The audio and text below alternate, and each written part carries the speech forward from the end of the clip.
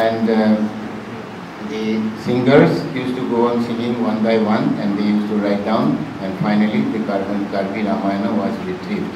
And after all the songs were written down, he did some kind of editing, of course. He arranged them, rearranged them. It was just like the work of Ilyas Londroth in case of Kalevala, and it was published in 1976.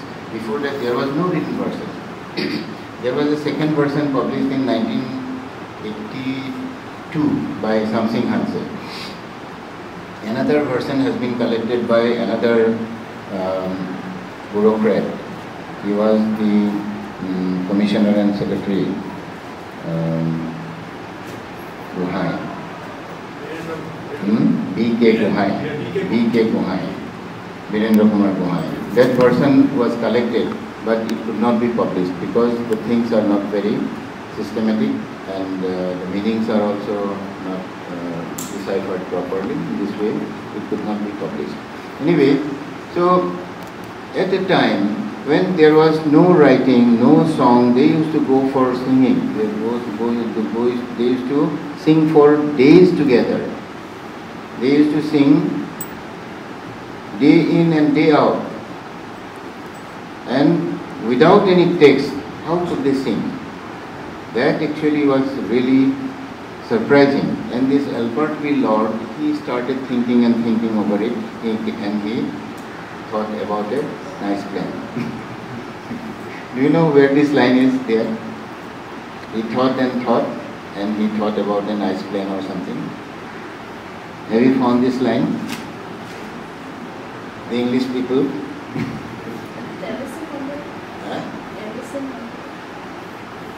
It was in the story of the Varjar. When he did not find cigarettes. So in this way, Albert V. Lord thought about the formula. That they don't remember the text. They remember the content and they compose it. It is a impromptu composition, because every performance was a new performance. It was a different performance, a different person. If you ask the same person to sing a particular epic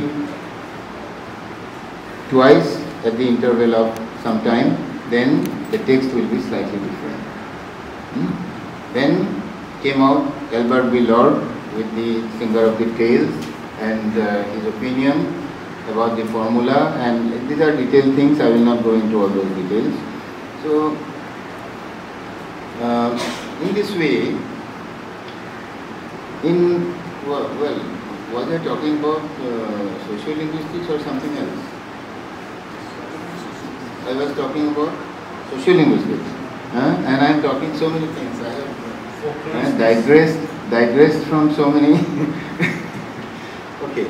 So what happens, in this way, folklore is actually composed instantly, particularly the oral, the verbal art is composed instantly. It does not have a written text.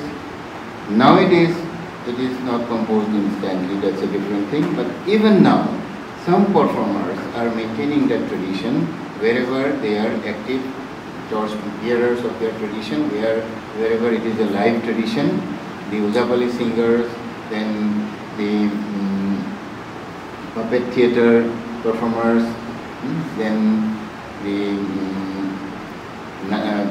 what are the other forms?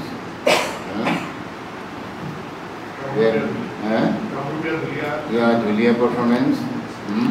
In Nagaranam also. But in Nagaranam, what happens? They sing texts. Mostly they sing from the Kirtan and the Namruha and all those things. No? Therefore, they are more or less rigid.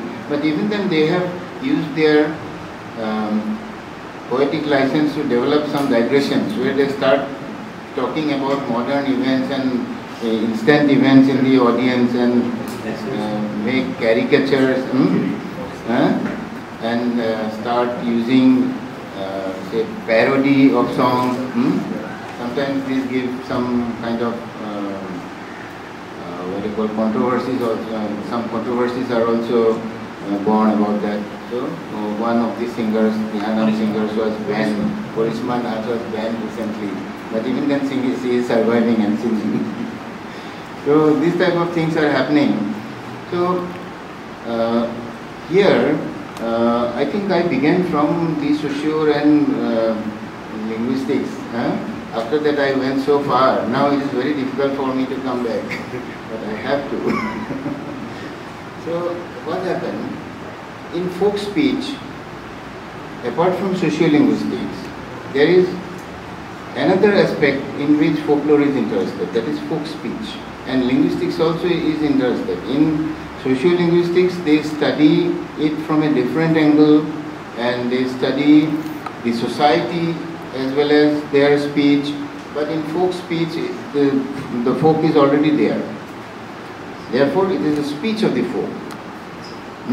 So the type of the language they use, the accent they use, the vocabulary they use, all these things, then the proverbs and adages that are used, all these are taken together, constitute folk speech. It is not the standard language. Hoye, ki koiso, hoye, what is hoye? Nyoy? These things are there. So, they are considered as folk speech, and apart from that, in certain societies there are two levels of vocabularies. One level is for the say formal occasion, and one is for the informal. In some societies there are two levels basing on the gender. One is for the male folk as well as the females, and one is exclusively for females. There are languages. Among the Naga languages, Lotha language for example, it has a different set of vocabulary for the women folk that is understood by them. They don't talk in that language to their husbands and other male members. So, in this way, these are the folk speeches, which are not standard languages, but are very much there in the society, where we can have certain use of those languages in different genres of our folklore also. Maybe in drama, in poetry, in tales. Amaro kapurkani kola hol, amio ghorole bisi ahilo. Where is it? What is it? Buriyar kado. Sobore mukhasto hoy jay, no? Etu ki bostutu? Amaro kapurkani kola hol, amio bisi ahilo, etu ki kotha? Ketiba bhabi saisane?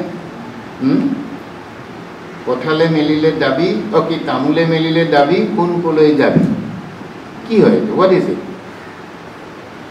So these are the folk speeches. And apart from that, we have many such things which are studied in folklore, which is also studied in the language, language subjects.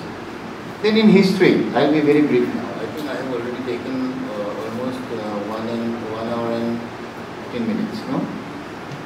So in history, we have, actually history is based on facts. The historians at least claim. Is there anybody from the history department? One, yeah, okay. Beware of him. He claims that unless there is proof, nothing is true. Is not it? If you have to record it, there should be proof. Not exactly, sir. Trend is changing, yes. Why has it changed? What do you think is the reason for this change? Because in many places, written records and formal evidence is absent. Like northeastern states, we have so many tribes. They have their own history. When this came here, started rewriting history of this place, they found no history of these tribes because they do not have any formal records. So after careful study of their folk traditions, like their legends, they have tales, their songs, just found their history, where from they came from, origin of their place, their heroes, their legends, their state, etc. Many things we can find those